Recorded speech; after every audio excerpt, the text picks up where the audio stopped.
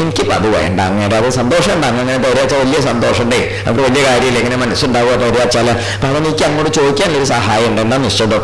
ആവാസം ത്വഹം ഇച്ഛാമി, താമസിക്കാൻ പറ്റിയൊരു സ്ഥലം എവിടെയെങ്കിലും ഉണ്ട് വെച്ചാൽ കാണിച്ചെന്ന് വെച്ചാൽ ഞങ്ങൾക്ക് താമസിക്കാനേ ഈ മഹർഷിമാരുടെ ഇടയിൽ എവിടെയെങ്കിലും താമസിക്കാൻ സൗകര്യപ്പെടുമോ? പെടും വെച്ചാൽ തരുമോ ചോദിച്ചു. അപ്പം ഇത് കേട്ടപ്പോൾ അദ്ദേഹം എന്താ ചെയ്തു വെച്ചാൽ ഇത് പറഞ്ഞപ്പോൾ പറഞ്ഞു, അങ്ങ് ഇവിടുന്ന് ഒരു കാര്യം ചെയ്തോളൂ, താമസിക്കുന്ന കാര്യമില്ലേ, ഇവിടുന്ന് നേരെ പോയാൽ സുതീഷ്ണൻ എന്ന് പറഞ്ഞൊരു മഹർഷിയുടെ ആശ്രമത്തിലെത്തും. ആ സുതീഷ്ണാശ്രമത്തിലേക്ക് പോയിക്കോളും. അപ്പം അവിടെ ആകുമ്പോൾ എന്താ വെച്ചാൽ നല്ലോണം സൗകര്യപ്പെട്ട സ്ഥലങ്ങൾ താമസിക്കാനൊക്കെ ഉണ്ട്, അങ്ങോട്ട് പോയിക്കോളൂ എന്നും പറഞ്ഞു. ഇത് പറഞ്ഞ് ഈ വഴിക്ക് പോയിക്കോളൂ, ഇങ്ങനെ ഈ വഴിയൊക്കെ പറഞ്ഞു കാണിച്ചു കൊടുത്ത്, അങ്ങനെ ആ വഴിയിൽ കൂടി പോയിക്കോളോ പറഞ്ഞ് കാണിച്ചു കൊടുത്തതിൻ്റെ ശേഷം ഇദ്ദേഹം എന്താ ചെയ്തു വെച്ചാൽ അങ്ങനെ ആ വളരെ ജീർണിച്ച ശരീരമാണ് ആ തേജസ്വിയായിട്ടുള്ള ഈ ശരഭംഗൻ എന്താ ചെയ്തു വെച്ചാൽ വിറകും ഇതൊക്കെ കൂട്ടിയിട്ട് ആ അഗ്നിയിൽ പ്രവേശിച്ച അദ്ദേഹം രാമന്റെ മുമ്പ് തന്നെ പോവുകയും ചെയ്തു എന്നാണ് പറഞ്ഞത്. അങ്ങനെ ഈ ദേഹം പോയി ഇവർ വീണ്ടും അവിടുന്ന് മഹർഷിമാരൊക്കെ കുറെ പേര് വന്ന് രാമന്റെ അടുത്ത് വന്നിട്ട് പ്രാർത്ഥിച്ച കാരണത്തിൽ പ്രതിജ്ഞ ചെയ്തു. എന്താ, ഞാൻ ഈ സംഘങ്ങൾ വന്നിട്ടാണ് പ്രാർത്ഥിക്കണത്. നമ്മളിപ്പോൾ ഇന്നത്തെ ഭാഷയിൽ പറഞ്ഞാൽ ഈ മുനിമാരുടെ നേരെ വിരാധൻ അങ്ങനെയൊക്കെ പല ജാതി രാക്ഷസന്മാരുടെ കാര്യം പറയുന്നില്ലേ, അതൊക്കെ എന്താ ചോദിച്ചാൽ സമൂഹത്തിൽ സാമൂഹ്യ വിരുദ്ധമായ സമ്പ്രദായത്തെ ജീവിക്കണവരെയാണ് എന്ത് പറയുന്നത് ഈ രാക്ഷസന്മാർ. അവർ ധർമ്മിഷ്ഠന്മാരെയാണ് എന്ത് ചെയ്യുക, ഉപദ്രവിക്കുക. ഇതൊക്കെ തന്നെയല്ലേ നമ്മുടെ നാട്ടിൽ ഇന്നും കാണുന്നത്. തിരിച്ചു ഉപദ്രവിക്കാത്ത പാവങ്ങളെ പിടിച്ചു കൊല്ലുന്നതും ഉപദ്രവിക്കുന്നതൊക്കെ നമ്മൾ കാണുന്നില്ലേ. ഇതൊക്കെ തന്നെ രാക്ഷസീയത എന്ന് പറഞ്ഞു. ഈ രാക്ഷസീയത പണ്ട് വേറൊരു സമ്പ്രദായത്തിലാണ്, ഇന്നത്തെ മാതിരിയല്ല. പക്ഷെ ആ രാക്ഷസീയതയ്ക്ക് പണ്ടൊരു പ്രത്യേകത ഉണ്ടായിരുന്നു, ഇത് അത്രയ്ക്കും ഇല്ലാത്തതാണെന്ന് നമ്മൾ കാണുന്നത്. പണ്ട് നമ്മൾ കാണുന്ന രാക്ഷസന്മാർ ഓരോരുത്തരും ശാപം കൊണ്ടൊക്കെയാണ് എന്തായിട്ട് തീർന്നത്, രാക്ഷസീയായിട്ട് തീർന്നത്. അവർക്ക് ആ ശാപത്തിൻ്റെ മുമ്പും ശാപമോക്ഷത്തിന് ശേഷവും എന്ത് മട്ടിലാണ്, നല്ല മട്ടം മാതിരിയാണ്. നമ്മൾ ഇന്ന് കാണുന്ന രാക്ഷസന്മാർ മുമ്പും പിമ്പും ഏത് കാലത്തും രാക്ഷസന്മാർ തന്നെയാണ്. അതാണ് പ്രത്യേകത. മനസ്സിലാവുന്നില്ലേ? ഇപ്പൊ സൂക്ഷിച്ചു നോക്കി കൊണ്ടൊക്കെ മനസ്സിലെത്തിക്കോളൂ. ജനസ്ഥാനത്ത് വന്ന് താമസിച്ചിട്ട് ഉപദ്രവം ചെയ്യണമെന്ന് പറഞ്ഞില്ലേ, ജനസ്ഥാനത്ത് ജനസ്ഥാനത്ത് വന്ന് താമസിച്ച് ഉപദ്രവം ചെയ്യണം. ഇപ്പോൾ നമ്മൾ കാണുന്ന ഭീകരന്മാരും ജനങ്ങൾ താമസിക്കാൻ ഇടയ്ക്ക് വന്നിരുന്നിട്ടല്ലേ ഇത് ചെയ്യണത്. പാവപ്പെട്ട ആളുകൾ വൈകുന്നേരമാകുമ്പോൾ കൂലിപ്പണി എടുത്ത് കുടുംബത്തേക്ക് പോകണവരെ വെടിവെച്ച് കൊല്ലുക, അല്ലെങ്കിൽ കുട്ടികൾക്ക് ഉടുപ്പ് വാങ്ങാനോ അല്ലെങ്കിൽ വല്ല വസ്ത്രം വാങ്ങാനോ അല്ലെങ്കിൽ ആഹാരത്തിന് വസ്തു വാങ്ങാനോ അമ്മയ്ക്കോ അച്ഛനോ മരുന്ന് വാങ്ങാനോ വന്ന പാവങ്ങൾ അങ്ങാടിയിൽ വരുമ്പം തിരക്കുള്ള അങ്ങാടിയിൽ നിന്ന് ബോംബ് പൊട്ടിച്ച് എന്തിന് ഈ പച്ചപാവങ്ങൾ നിത്യവൃത്തിക്ക് കൂട്ടിമുട്ടാൻ പാടുപെട്ട് ജീവിക്കാൻ ആ പാവങ്ങളെ കൊന്നിട്ട് എന്ത് പുണ്യം, അതിനൊക്കെ പുണ്യം കിട്ടും അത്രേ. അതിനകത്ത് എന്ത് ചെയ്യുന്നത് രാക്ഷസന്മാരുടെ മട്ടില്. അപ്പൊ രാക്ഷസന്മാരെന്നൊക്കെ പറയുമ്പം രാക്ഷസന്മാരാരെങ്കിലും കേട്ടാൽ നമ്മൾ എന്ത് ചെയ്യും, ഓടിക്കും. അങ്ങനത്തെ അവസ്ഥകൾ. അപ്പോൾ രാക്ഷസീയത നമ്മുടെ ലോകത്ത് വരുന്നത് എന്തുകൊണ്ടാണെന്നറിയോ, ഈ ഈശ്വരീയതയുടെ നന്മ ലവലേശം ഹൃദയത്തിലേക്ക് ചെല്ലാത്തതുകൊണ്ടാണ്.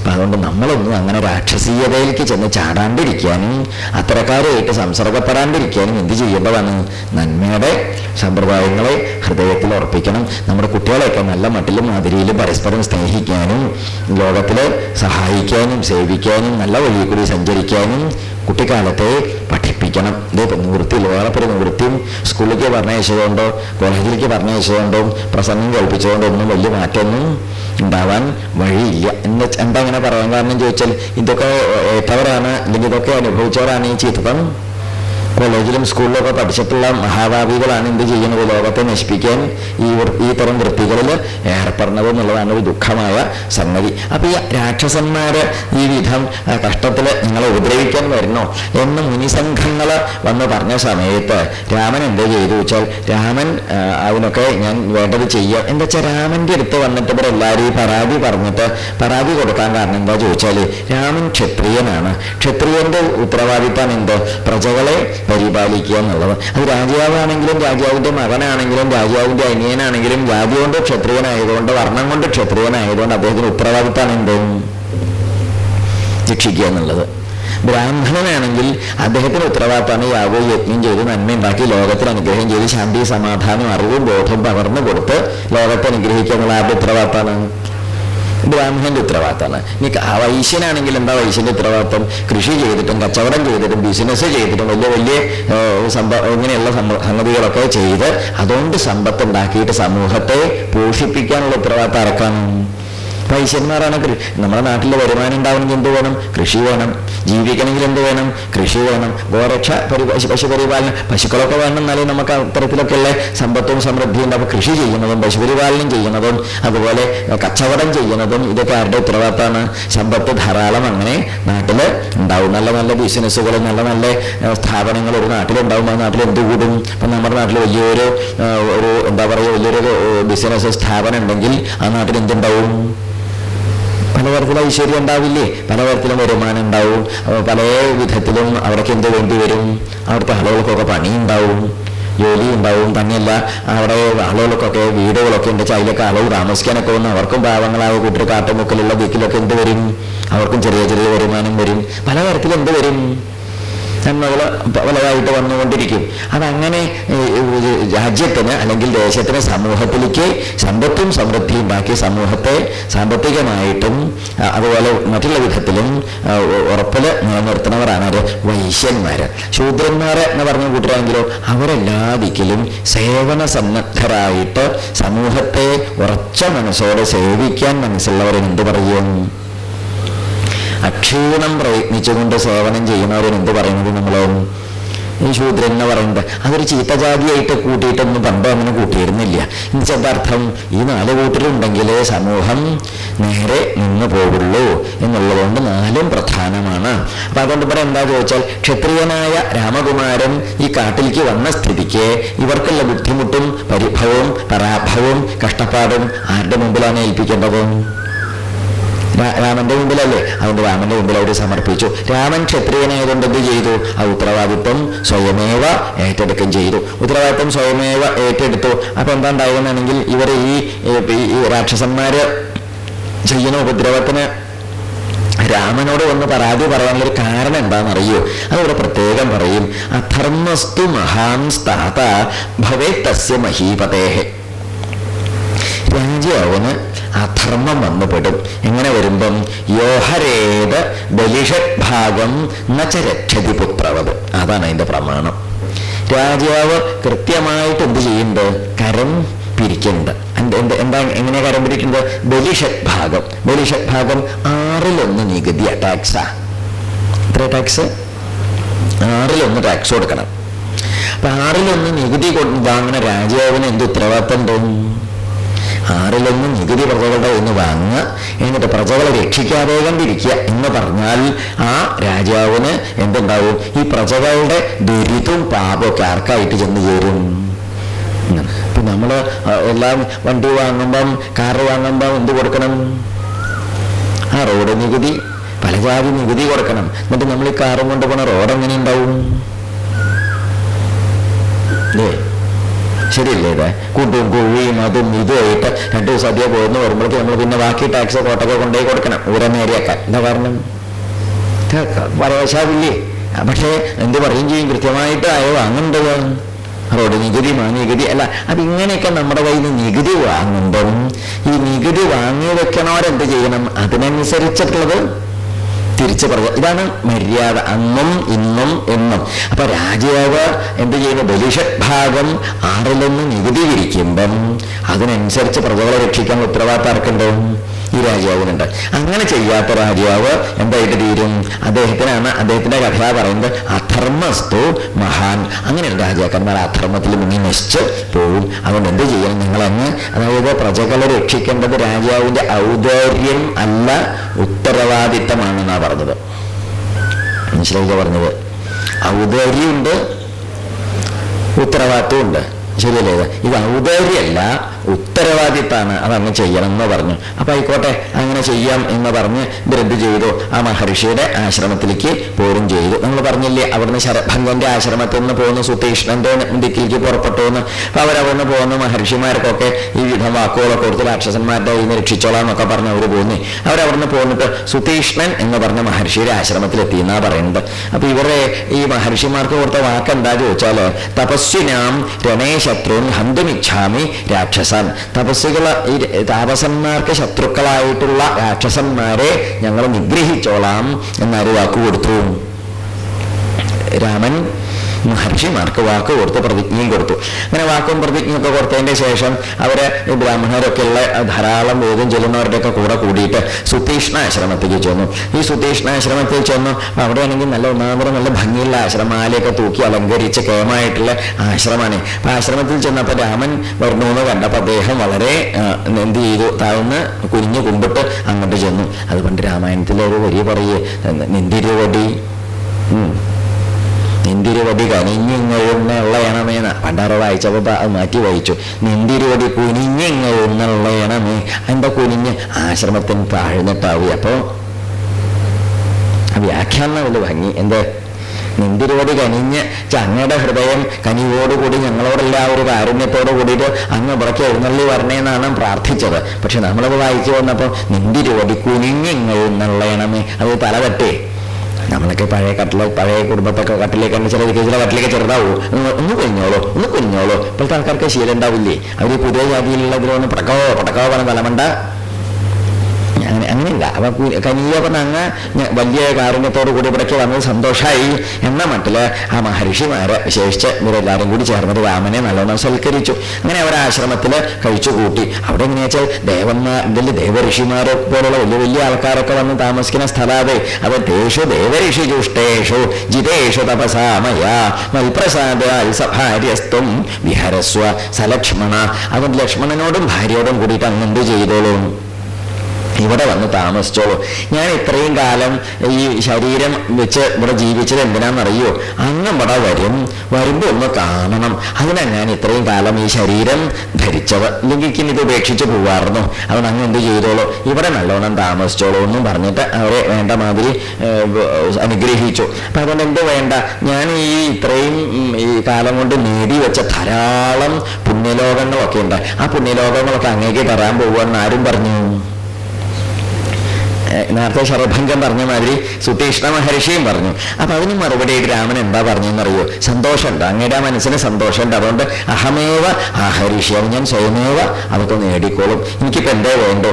ആവാസം ത്വഹമിച്ഛാമി, താമസിക്കാൻ ഒരു സ്ഥലമാണ് എനിക്ക് വേണ്ടത്. ഇത് ഞാൻ ആരോടും പറഞ്ഞത് ഇതേ വാചകം ശരഭംഗനോട് മുമ്പ് പറഞ്ഞില്ലേ? അത് ഇവിടെയും പറഞ്ഞു. അപ്പൊ എന്താ ഉണ്ടായി ചോദിച്ചാൽ ഇവിടെ ആശ്രമത്തിന്റെ അടുത്ത് തന്നെ താമസിച്ചോളൂ എന്ന് പറഞ്ഞു മഹർഷി. അപ്പൊ അത് കേട്ടപ്പോൾ രാമൻ പറഞ്ഞു, എന്തായാലും അത് ഞാൻ താമസിക്കാനില്ല. ഇവിടെ ഈ ആശ്രമത്തിന്റെ അടുത്ത് മാനോള് കുറേ ഉണ്ട്. കൂട്ടായിട്ട് മാനോളം ഇങ്ങനെ വരികയെ. ഈ മാനോളൊക്കെ പറഞ്ഞ സമയത്ത് എന്താ വെച്ചാൽ ധാരാളം മാൻകൂട്ടങ്ങൾ ആശ്രമത്തിൽ ഒരാളും പേടില്ലാണ്ട് നടക്കണ മാൻകൂട്ടാണ്. ഈ മാനോള് മനുഷ്യനോടണിഞ്ഞാൽ നല്ല നക്കായിട്ടിരിക്കും. അവറ്റോള് കൂട്ടായിട്ട് അവിടെ വന്ന് താമസിക്കുന്നത് മഹർഷിമാരുടെ അകത്തും പുറത്തും ഒക്കെ ഇങ്ങനെ നടക്കുകയാണ് കൂട്ടായിട്ട്. അപ്പം ഞങ്ങൾ ഇവിടെ അടുത്തോളം താമസിച്ച് എന്താ ബുദ്ധിമുട്ട് പറയും? ഞങ്ങൾ ക്ഷത്രിയന്മാരെ കൈ വാങ്ങിയ മറ്റേതുണ്ട്, ഏതും വലിയ അമ്പൊക്കെ ഉണ്ട്. എപ്പോഴെങ്കിലും അബദ്ധത്തിൽ എങ്ങാനും ഒരു അമ്പ് കൊണ്ടൊരു മാനെങ്ങാനും ചത്തുപോയാൽ അത് വലിയ പാപാവും. ഇവിടുത്തെ ആശ്രമ മൃഗത്തിനെ കൊന്ന പാപം ഉണ്ടാവുകയെ. അതുകൊണ്ട് ആശ്രമത്തിന്റെ അടുത്ത് താമസിക്കുന്നില്ല. ഞങ്ങൾ എന്ത് ചെയ്തോളാം? കുറച്ച് ദൂരെ എവിടെയെങ്കിലും ഒരു സ്ഥലം നല്ലത്. എന്തായാലും ആശ്രമത്തിക്ക് ഒരു അലോഹ്യമില്ലാത്ത മട്ടിൽ താമസിക്കാൻ നന്നാവും, അതാണെന്നും പറഞ്ഞു. അങ്ങനെ അവരെന്ത് ചെയ്തു? അന്വാസ്യ പശ്ചിമാം സന്ധ്യാം, അന്ന് അവിടെ വൈകുന്നേരത്തെ സന്ധ്യാവന്തനൊക്കെ കഴിച്ച് സുതീഷ്ണാശ്രമത്തിൽ താമസിച്ച് പിറ്റേന്നാൾ എന്ത് ചെയ്തു? അവിടുന്ന് പുറപ്പെട്ടു. അവിടുന്ന് അവർ പുറപ്പെട്ടത് എന്താ ചോദിച്ചാൽ ഒരു രാത്രിയാണ് അവിടെ കഴിച്ചു കൂട്ടിയത്. ഈ സുതീഷ്ണന്റെ ആശ്രമത്തിൽ കഴിച്ചു കൂട്ടിയത്. അങ്ങനെ അവരെന്ത് ചെയ്യും? പുണ്യപ്രവൃത്തികളൊക്കെ ചെയ്യണം. മഹർഷിമാരുടെ കൂടെ കൂടിയിട്ട് ഋഷിമാരുടെ ആശ്രമ സമൂഹങ്ങളൊക്കെ കണ്ടും തൊട്ടും തൊഴുതും പലതരത്തിലുള്ള ആശ്രമങ്ങളിലായിട്ട് കുറെ കാലം ഇവർ താമസിച്ചു. ഇങ്ങനെ ഇവർ താമസിച്ചുകൊണ്ടിരിക്കുന്ന സമയത്ത് ഒരു ദിവസം എന്താ ഉണ്ടായിച്ചാൽ, ഇനിയിപ്പോൾ ഇവർ സ്വന്തമായിട്ട് അവിടെ പർണശാല കെട്ടിയിട്ടില്ല കേട്ടോ. ചിത്രകൂടത്തില് സ്വയമേവ ഒരു പർണശാല കെട്ടിയിട്ട് വാൽമീകി ആശ്രമമൊക്കെ ഇരിക്കണതിൻ്റെ നാട്ടിൽ പർണശാല കെട്ടി താമസിച്ച ഭരതൻ അവിടെ വന്ന് കണ്ട് മടങ്ങി പോയതിന്റെ ശേഷം പിന്നെ ഇനിയിപ്പോൾ ഇവര് എവിടെ താമസിക്കുന്നത്? ഓരോരോ മഹർഷിമാരുടെ ആശ്രമങ്ങളിലാണ് താമസിച്ചത്. ഇനി കുറച്ച് കഴിഞ്ഞാൽ പറയും. അപ്പൊ ആദ്യം ഒന്ന് പറയണമെന്നേ ഉള്ളൂ. ഇങ്ങനെ ഇവര് സഞ്ചരിച്ചുകൊണ്ടിരിക്കുന്ന സമയത്ത് ഒരു ദിവസം നമ്മുടെ സീതാദേവി വന്നിട്ട് ശ്രീരാമചന്ദ്ര സ്വാമിയുടെ മുമ്പിൽ തൊഴുതിട്ട് ചില കാര്യങ്ങൾ പറഞ്ഞു. അതെ, എനിക്ക് ചില സംഗതികൾ പറയണ്ട, അങ്ങോട്ട് ഞാൻ ഒന്ന് പറഞ്ഞോട്ടോ, അങ്ങേക്ക് ആലോഹ്യാവോ ഒട്ടുമില്ല സീതയെ താൻ പറയൂ എന്നും പറഞ്ഞു. ഇനി ഇവിടെ നമ്മൾ കാണുന്നത് നമ്മൾ അധ്യാത്മരാമായണത്തിലൊന്നും കാണാത്തൊരു സീതാ രാമ സംവാദമാണ്. അത് ശ്രദ്ധിക്കാനിട്ട ഭാഗമാണ്. നമുക്കിനി പറയാനുള്ള ശ്രദ്ധയോടുകൂടി നല്ലോണം മനസ്സിരുത്തിയിട്ട് കേൾക്കേണ്ട ഒരു ഭാഗമാണ്.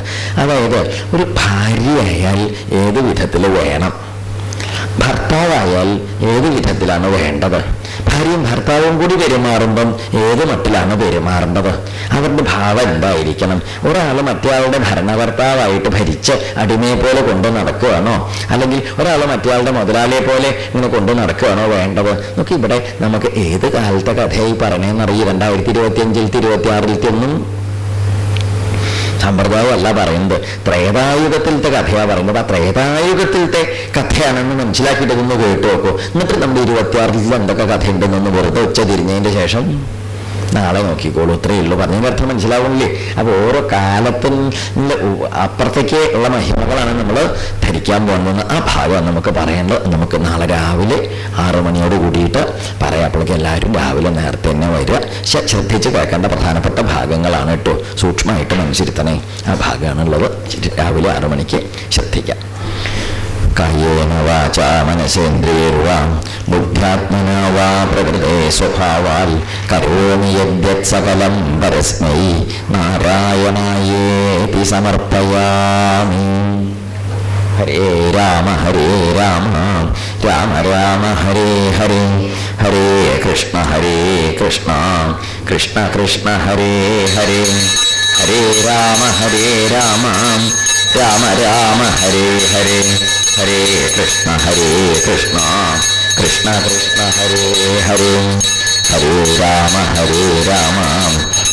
രാമ ഹരേ ഹരേ, ഹരേ കൃഷ്ണ കൃഷ്ണ ഹരേ ഹരേ, ഹരേ രാമ രാമ ഹരേ ഹരേ, ഹരേ കൃഷ്ണ കൃഷ്ണ ഹരേ ഹരേ, ഹരേ രാമ രാമ ഹരേ ഹരേ, ഹരേ കൃഷ്ണ കൃഷ്ണ ഹരേ ഹരേ, ഹരേ രാമ ഹരേ ഹരേ, ഹരേ കൃഷ്ണ കൃഷ്ണ ഹരേ ഹരേ, ഹരേ രാമ രാമ ഹരേ ഹരേ, ഹരേ കൃഷ്ണ കൃഷ്ണ ഹരേ ഹരേ, ഹരേ രാമ രാമ ഹരേ ഹരേ, ഹരേ കൃഷ്ണ ഹരേ ഹരേ, ഹരേ രാമ രാമ ഹരേ ഹരേ, ഹരേ കൃഷ്ണ ഹരേ